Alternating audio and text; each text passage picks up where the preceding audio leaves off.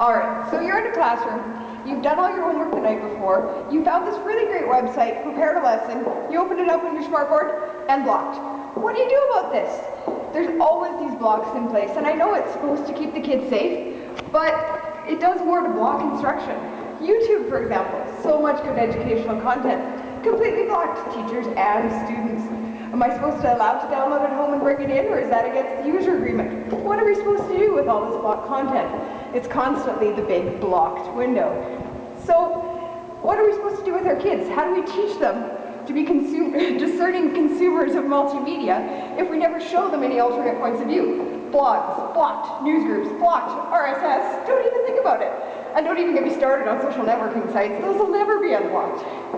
And there's these great content filters out there. They can teach the students to not only look at a website, but be able to tell if it's a reliable source. And this great content filter, they're in every classroom. It's called the teacher. It'll even monitor what the kids are doing, so we don't have to have these big fancy filters in place. Yes, we want to keep our kids safe. No, we don't want them into questionable material. But what about the good educational content stuff that's not getting through? Well, one thing we had going on in the school division that really caused me a problem was we had a student that actually committed suicide. And that suicide was caused because of email and cyberbullying. We had students from within the school division, within the school, and even students from without the school division. They were emailing warning to this particular student. What ended up happening was this student had such low self-esteem that they eventually took their life. After the fact, the RCMP came and knocked on my door. The RCMP actually showed us the information, the emails that the student was getting. Those emails were so hateful and just were serving the purpose of bringing that person's self-esteem down to such a low point that the person eventually ended their life.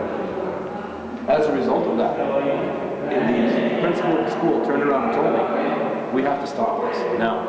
And so it was implemented across the whole school division that there was no more web-based access for email. We set up our own email servers, and from that point on, only school division servers. So how many teachers actually teach digital citizenship to their students? It's in the curriculum, ICT curriculum, health curriculum. We need to make sure we're letting these students use the internet in a safe, responsible way. And are parents doing it? Are teachers doing it? Is it something we should work together on as a partnership? Because right now, I think it's a big gap. It's being missed all over the place in the curriculum. So we need to look at the 21st century. We need to look at the students we're teaching, and we need to make sure that our teaching fits them and provides them a safe learning environment. Because we want to be engaging, we want to use blogs, we want to use wikis, we want to be out there on the internet. But we have to make sure these kids are trained in a way. So is the answer a content filter, or is the answer better training for teachers so they're not handcuffed in their teaching, but still have very safe students? We had a really interesting thing happen. We had a whole school of Mennonite students that have a very strict way of doing things. And we had them have access to the internet. And the problem was, there was quite a few of the young boys who decided to search on Google Images for particular subjects. And if you're not sure of what you can do on Google Images anytime, Google Images really has quite a good image search engine. And you can probably imagine what they were looking for. Anyways, the Mennonite minister came and approached us and said, we're going to take every single Mennonite student out of this school, and we're going to pull them out because you cannot stop this content from coming in. As a result, he said, you have 1 week to stop this stuff from coming in. So, once again, we were put on the spot, had to eventually come up with a way of stopping Google Images, or the actual bad content from coming in, and getting the good content to be able to be viewed as well at the same time. So we ended up creating a way of making Google do a search for itself using the safe search engine, and in essence only display good content. So for me, that solved the problem. But in general, we have a problem always of students not being able to be monitored or supervised in an appropriate manner. Because that appropriate manner, or classroom management style for some teachers, they put the students on the computer and let them serve wherever they want to go. They're not directed searching. So or they're put in a library, or they're put in a computer in the corner where they can get access to possibly anything that might be distasteful.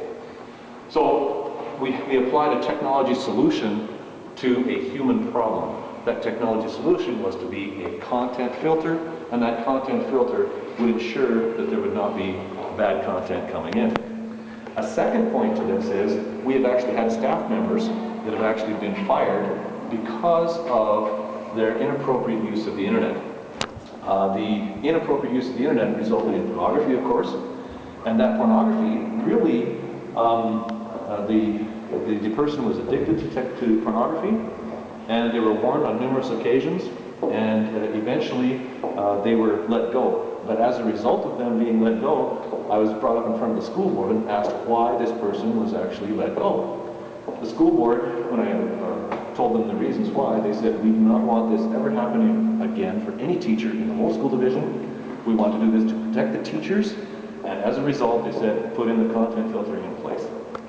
And that's why we have content filtering in our school division. All right, now that we've discussed our curriculum issue of digital citizenship and what should be blocked and what should we keep open, we wanted to share some resources so that we can better educate our students. The first one I have here is one that's aimed at girls, and it's all about cyberbullying, online predators, and it's a really great way to look at girls on the internet, especially for the junior high sect.